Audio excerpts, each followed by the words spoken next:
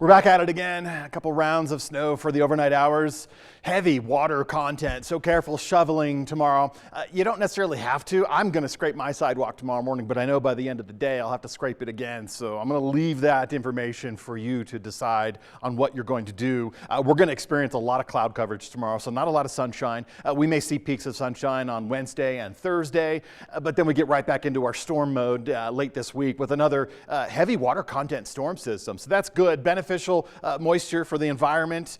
Winds right now northwesterly. That's a good indication that we're on the backside of the storm system. I also happen to know that the center of that low pressure system is to our south and to the east. It's actually into the eastern plains now, and that was actually forcing the snow and the wind from the south to the north for the front range along the I-25 corridor, and then on the backside of it from north to south for us. Top wind gusts of the day right around the 25-mile-per-hour zone. Remember, I'm 24 hours behind in the game. I expected all this activity last night and this morning. In fact, we should be wrapping up today according to my forecast from last week. But that low pressure system slowed down. We got a slot of dry air today that kept us on the mild side of things, and that kept us quiet for most of the day. In fact, our temperatures, while right now we're pretty close to the freezing mark, and by the way, these numbers that you experience right now, if you're outside or have been outside, what you're feeling right now is exactly what our high temperature will be for Tuesday and Wednesday.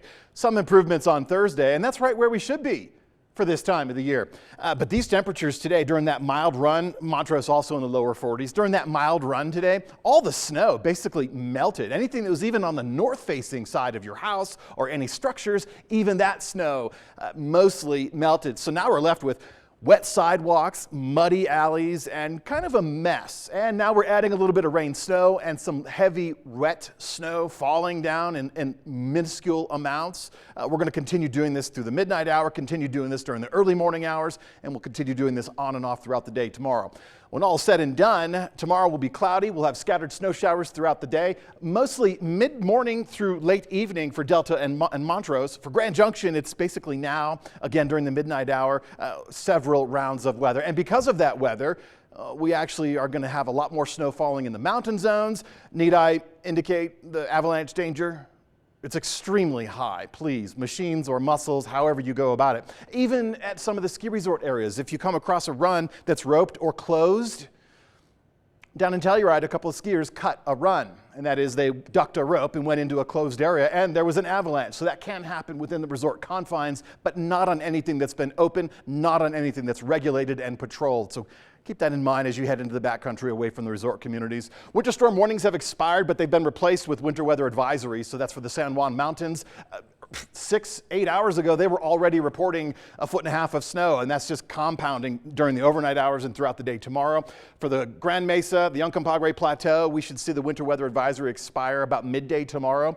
Some of these central mountain zones, that'll go a little bit later in the day, but we're looking to add another 5 to 15 inches to some of these locations. But new to this winter weather advisory is the Grand Valley right now, from the Utah state line all the way through almost just about to the Tibet Canyon, but certainly includes Palisades. So all of these locations in the Grand Valley are expecting to get some snow. I think we're going to see some deeper snow totals along the Palisade, on the east end, also in East Orchard Mesa.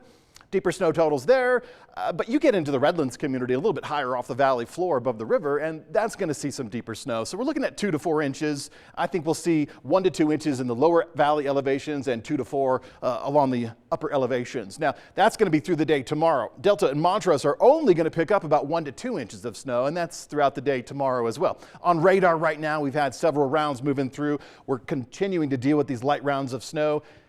If you're up in Glade Park, you're going to see another 5 inches. I'd be surprised if we see up to 10 inches, but another 5 inches of snow, and that makes for a tough commute. In fact, for all of us tomorrow morning, especially in the Grand Valley, we're going to be dealing with a kind of a slick commute. Snow showers ongoing through the midnight hour, even into starting the day. Sunrise happens right around 7:30 tomorrow morning. Scattered showers throughout the day. Snow accumulations for Montrose and Delta later in the day, for Grand Junction tonight, tomorrow morning, midday tomorrow as well. We should fade off by late afternoon.